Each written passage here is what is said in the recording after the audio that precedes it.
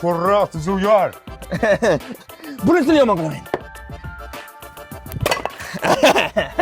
Gör. Ana endi erkakligini isbotlaydigan payt keldi.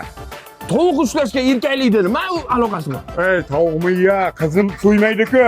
Erkak so'yish kerak. Bir katta ko'shga. Xolos.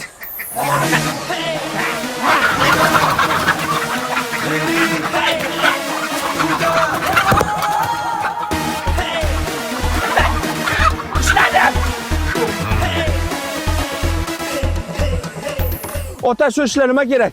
Qizingiz hech qachon qiynalmaydi. Uyim ham bor, mashinam ham bor, ota. Menga erkak kuyov kerak. Tushundingmi? Mashinali bir odamda bor. Mana hozir Sharsabza qavolga borsang, boshlang'ich to'lov 20% bilan любой mashina ochib ketsang bo'ladi. Menga erkak kuyov kerak. Aha, shuni.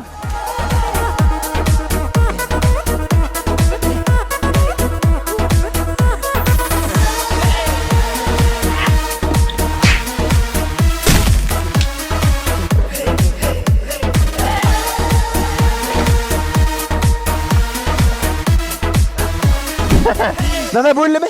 Ana endi mana tappini hozir qo'ling bilan qo'yib, devorga yopishtirib chiqasan. Tushundingmi? Я уже надоели, Дед Мороз. Vai, bana, bana, bana, vai, vai, bana.